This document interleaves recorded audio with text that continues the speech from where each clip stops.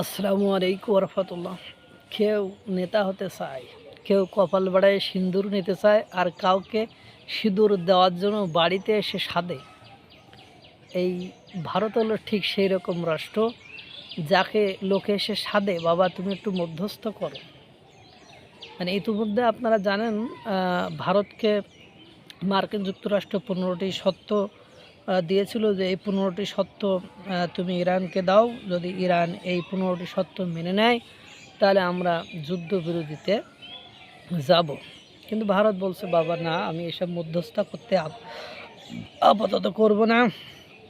আমার যদি মধ্যস্থ করার দরকার হয় আমি নিজেই তোমাদেরকে প্রস্তাব দেব। আর এইসব যে তোমরা আমাদেরকে বড়াইয়ে ফেলবা বা আমাদেরকে ঝামেলায় ফেলবা, এটা আমরা চাচ্ছি না। পরবর্তীতে পাকিস্তানকে সে কথা বলে।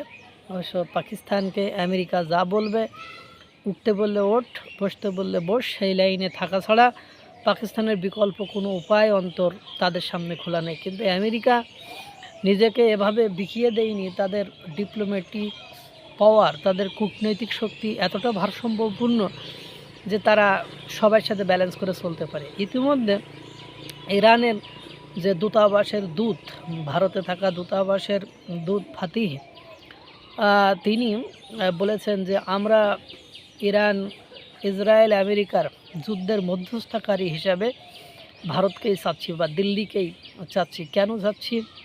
এ কারণে চাচ্ছি কারণ ভারত হলো বিশ্বের সবচেয়ে বিশ্বস্ত একটি রাষ্ট্র, যারা সবার সাথে ব্যালেন্স করে ভারসাম্য বজায় রেখে চলতে পারে। তাদের ভেতরে পক্ষপাত দুষ্টতা খুব কম। এবং তারা আরও বলছে যে ভারতের সাথে ইসরায়েল, আমেরিকা এবং ইরান এই তিনটি রাষ্ট্রেরই সুসম্পর্ক বিরাজমান, অর্থাৎ তাদের কারোর সাথে সম্পর্ক খারাপ নয়। এই ক্ষেত্রে ভারতের কাছে তারা চারটি প্রস্তাব রেখেছে যে এই 4টি প্রস্তাব আপনার যেহেতু ওরা 15টা শর্ত দিয়েছে, আপনারা এই 4টা প্রস্তাব দেন যে আজ পর্যন্ত ইসরায়েল আর আমেরিকা হামলা চালিয়ে ইরানের যে স্থাপনা বা যে ক্ষতি করেছে তার ক্ষতিপূরণ দিতে হবে।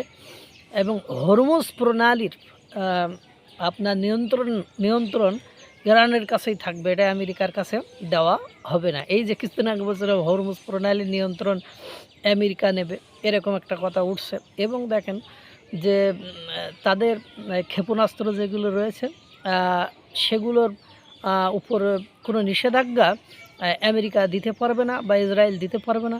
4 নম্বর হলো যে তারা নিজেদের মতো কাজ করতে পারবে, অর্থাৎ 4 নম্বরটা যে তাদের যে বাহিনী আছে এবং আমেরিকা যখন তখন আর ইরানের উপর হামলা চালাইতে পারবে না। এই 4টা প্রস্তাব দিয়েছে এবং তারা চায় যদি যুদ্ধবিরতি হয় বা যুদ্ধবিরতির দিকে যায় তাহলে দিল্লিকেই মধ্যস্থতা করতে হবে।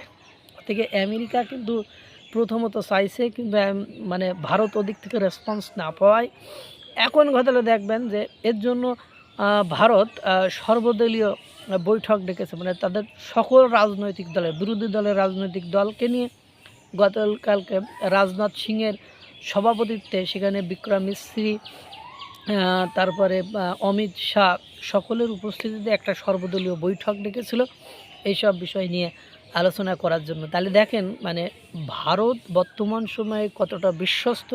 এর আগে মেলোনি, ইতালির মেলোনি, সে তো বলেইছিল বিশ্বস্ত ভরসাযোগ্য একটা রাষ্ট্র থাকলে তার নাম ভারত। কতটা বিশ্বাসী এবং বিশ্বাসযোগ্য হলে এই ধরনের প্রস্তাব আসে।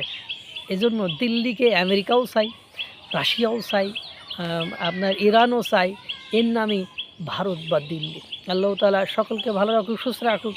আসসালামু আলাইকুম ওয়া রাহমাতুল্লাহ।